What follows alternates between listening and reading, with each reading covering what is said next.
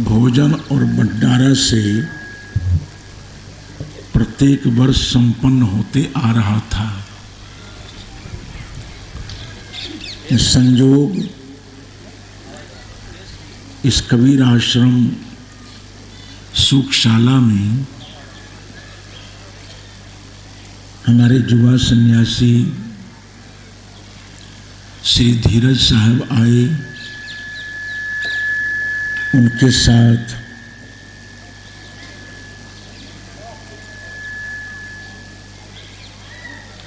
परम विरक्त सेवा ही जिनके जीवन का महान व्रत है, ऐसे श्री रामेश्वर साहेब, रंजीत साहेब और अनूप साहेब, ये कतिपय संत लोगों का यहाँ आगमन हुआ। इन्हीं लोगों के संयुक्त प्रयास से इस सत्संग का शुभारंभ हुआ। बच्चों को आप लोग रोकिए, 2-3-4 लोग चले जाइए, बच्चे उधर जो करते हैं उनको रोक लीजिए। उसी क्रम में आज अगर भोजन भंडारा का आयोजन होते रहता, इस मंच से न मंच बनता, न पंडाल लगता, और न इस मंच से आज परम सम्माननीय भंते श्री करुणाशील जी, यथा नाम तथा गुण, जो करुणा के मूर्तिमान रूप हैं, बड़े व्यवहारिक जीवनोपयोगी, संपूर्ण मानव समाज को एक सही दिशा देने वाले इस सत्र में इनके प्रवचन हुए। इसके पूर्व भी कई संतों के आप भजन सुने, प्रवचन सुने,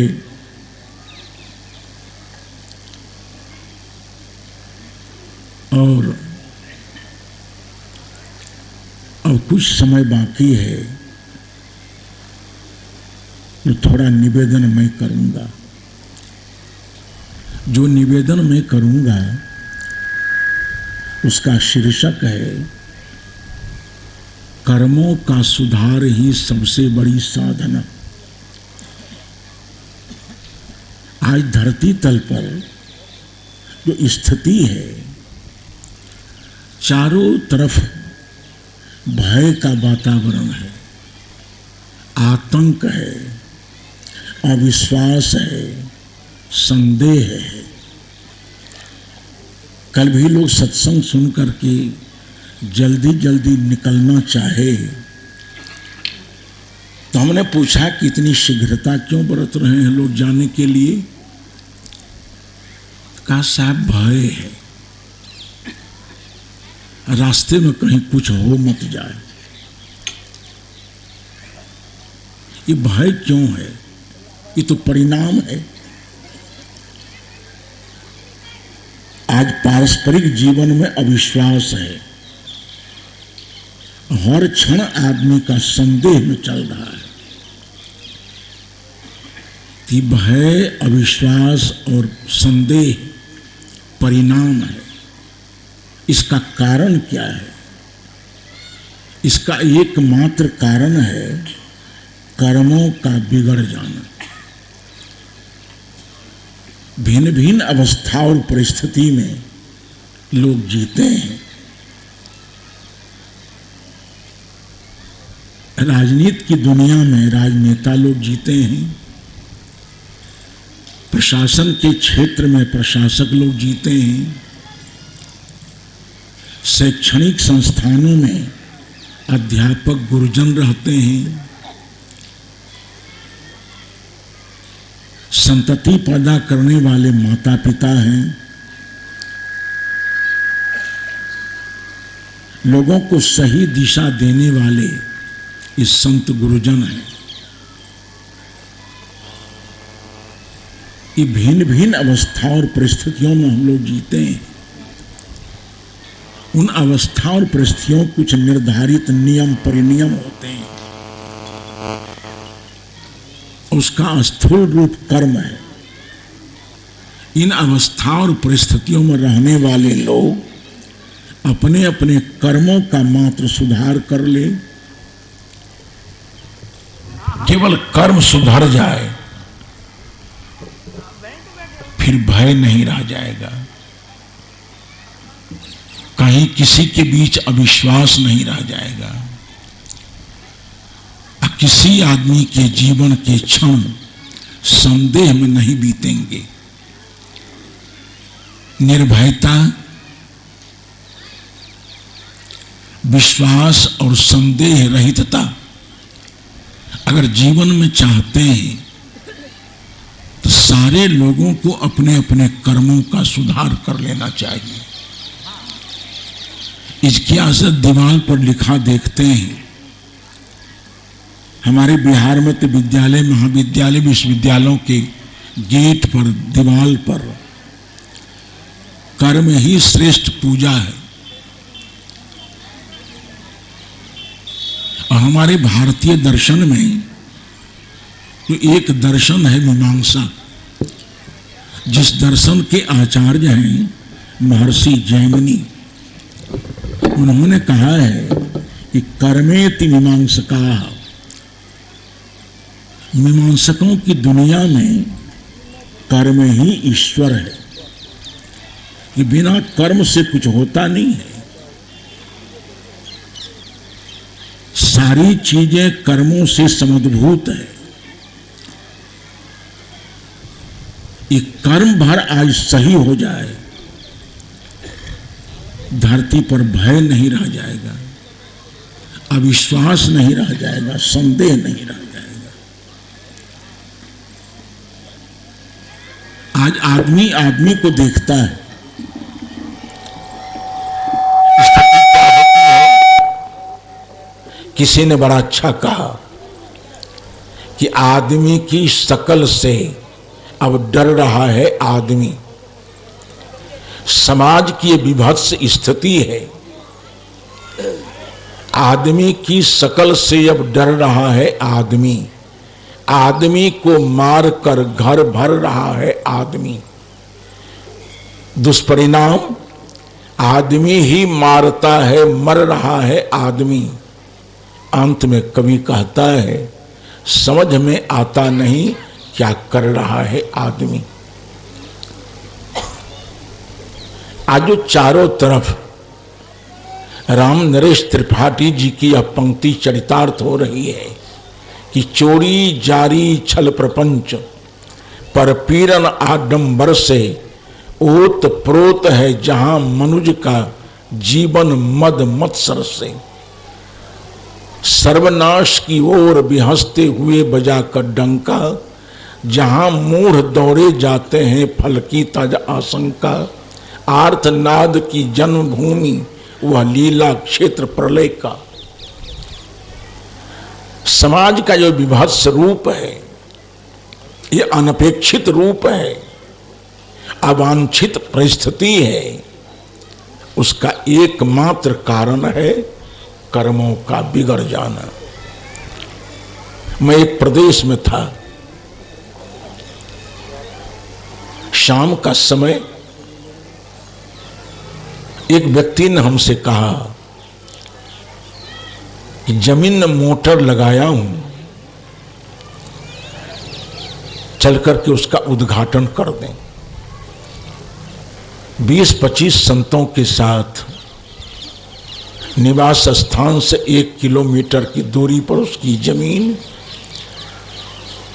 जमीन में बैठाया गया मोटर। वहां पहुंचा, स्विच दबाया, मोटर स्टार्ट हो गया, पानी बह गया, मिठाइयां बट गई। हमने कहा अब चलो, सायंकालीन कार्यक्रम का समय हो रहा है। तो हम सभी लोग जब चल दिए तो मोटर लगाने वाला व्यक्ति हम लोगों के कदम में कदम मिलाकर चल दिया।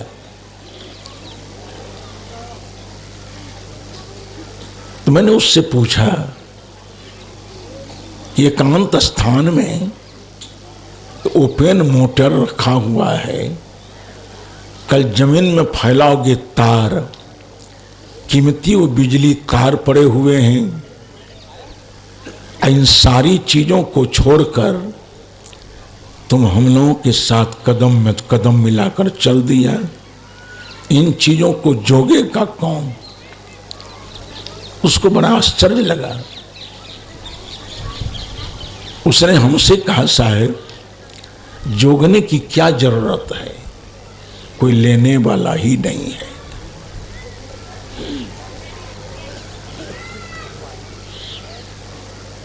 सामान एकांत प्रदेश में पड़ा हुआ है, रात का समय है, वो निर्भयता पूर्वक चल दिया। जब मैंने कहा कि इसको जोगेगा कौन, तो उसने कहा, साहब जोगने की जरूरत नहीं है, कोई लेने ही वाला नहीं है। अगर ये प्रवृत्ति सबके अंदर आ जाए, अस्थेय प्रवृत्ति, महर्षि पतंजलि ने कहा है कि अस्थेय, अस्थेय माने चोरी, और अस्थेय मतलब चोरी नहीं करना। इस आचौर्य वृत्ति में सब लोगों का जीवन प्रतिष्ठित हो जाए, फिर राह चलते लोगों को भय क्यों? मकान में सोते हैं, खुले केबारी रह गई तो भय क्यों?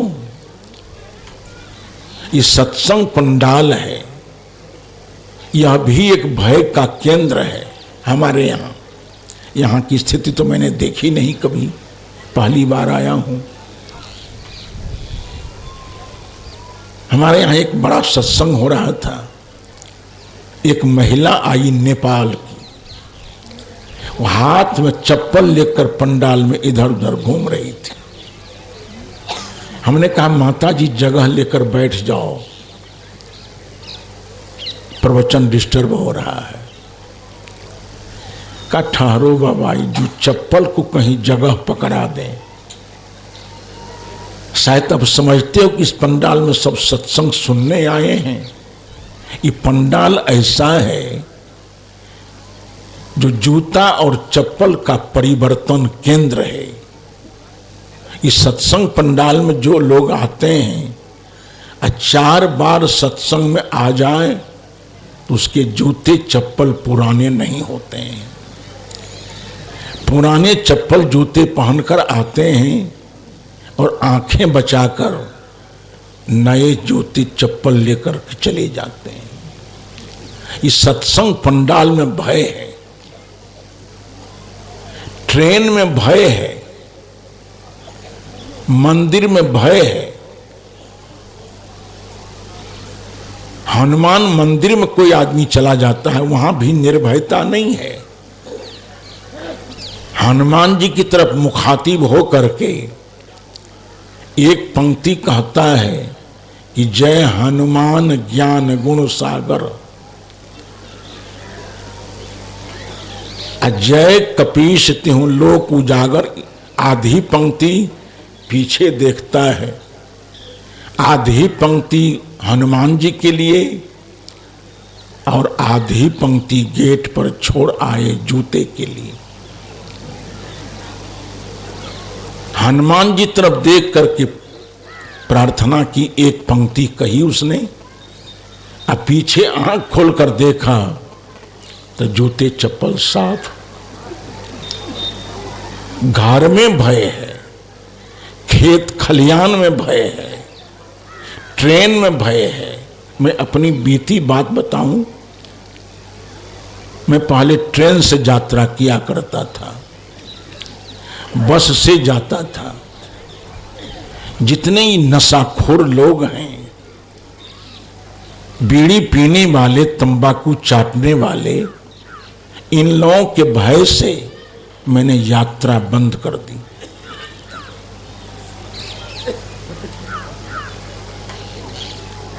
फिर यात्रा किए बिना बना नहीं, तो गाड़ी खरीदी गई। आज पूरे भारत में मैं अपनी गाड़ी से ही यात्रा करता हूं, खैनी खाने वाले के डर से, सिगरेट पीने वाले के डर से। एक बार एक जगह बस की यात्रा कर रहा था, मैं सोचता जा रहा था कि यात्रा सही सही गुजर जाए। मेरे बगल में बैठने वाले लोग सज्जन तो हों कम से कम। 2 सीट वाली बस थी वो। 1 नंबर पर मैं बैठ गया और प्रतीक्षा कर रहा था कोई सज्जन आकर के बगल में बैठ जाए, यात्रा सुखद हो जाए।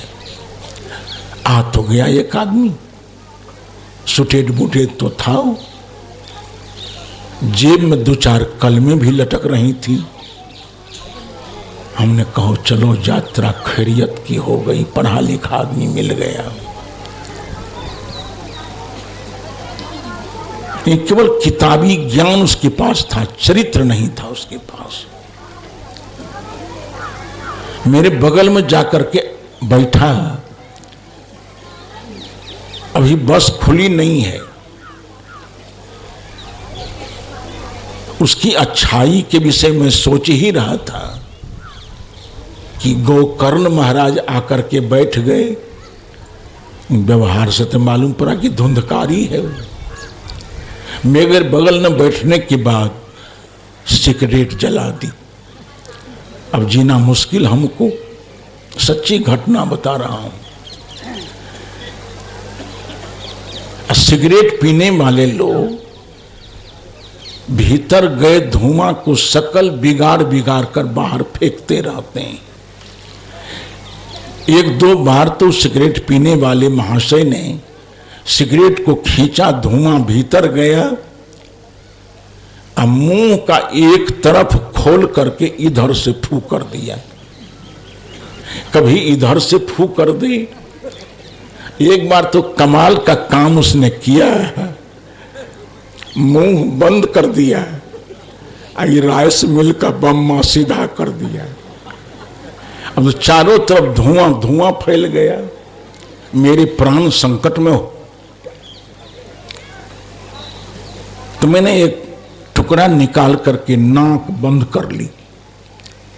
वो इतना धैर्यवान आदमी था, उसको शर्म नहीं आई कि मेरे कर्म पर ये नाक बंद कर रहे हैं, कम से कम सिगरेट पीना छोड़ तो दें। हमारे कर्म से इनको नफरत हो रही है, तो हम सिगरेट पीना छोड़ दें। ऐसा नहीं करके हमसे वो कहा कि बाबा अभी बस रुकी हुई है, बाहर चले न जाइए।